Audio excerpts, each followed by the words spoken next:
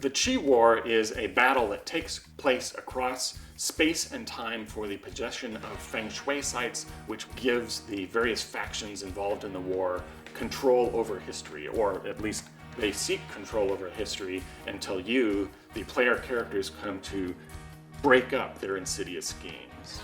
Feng Shui sites contain and direct Qi energy, and if you control enough of these beautiful, amazing sites across the world, they can be places of natural beauty, they can be modernistic skyscrapers, anything that seems to really focus energy and people's attention. If you have enough of these, you become luckier. You control history. The vagaries of war and peace and economics all go your way, and you begin to dictate the rules of history in your period of time. The ancient juncture in Feng Shui 2 is different than the one in the original game. It is moved forward in time to the Tang Dynasty. It's a period of expansion for the Chinese Empire. They're building all of these incredible monuments and buildings, i.e. Feng Shui sites. They're harnessing their power, and there's a female emperor, which is an amazing, unprecedented thing, but she has such power that no one can question her.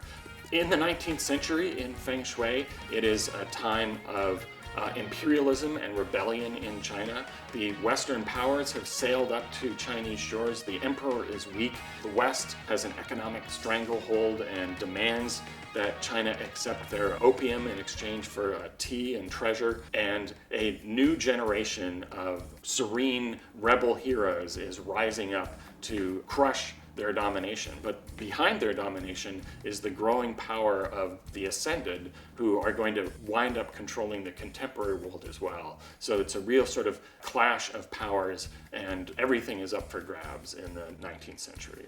The contemporary juncture in Feng Shui is our own time period. The default setting of the game is Hong Kong, and its sense of sort of gritty neon reality with its triads, its realistic politics, sort of grounds the action. All of the other crazy pop culture elements that come in acquire a level of reality in Hong Kong. So it's, in one sense, it's accessible in that it's a modern city where you can have all of the tropes of modern action cinema, from car chases to explosions blowing out the windows of skyscrapers to fights in crowded tenement buildings. And on another level, it's unfamiliar to us, but it evokes the wonderful sense of place that you get in Hong Kong cinema. The future now in Feng Shui 2 also is in marked contrast to the previous edition. Now it is a post-apocalyptic wasteland. The rebels against the old tyrannical regime have won, and they won a little too hard, and they dropped the Qi bomb.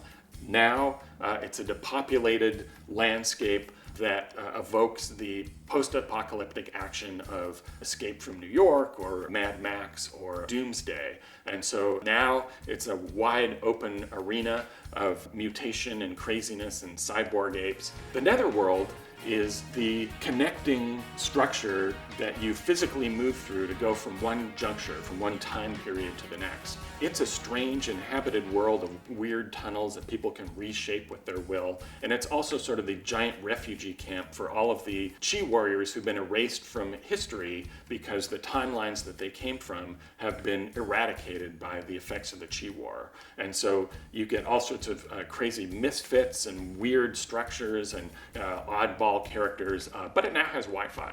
Pop-up junctures are the new little bits of the time stream that open up temporarily. So while you're in the Netherworld, a portal will temporarily shimmer open, allowing you to go into a time period that's not covered by the main 4 junctures. So you can have a sort of a change of pace adventure where you go back to your favorite time period that we haven't covered within the sort of main 4 broad junctures that the setting centers around.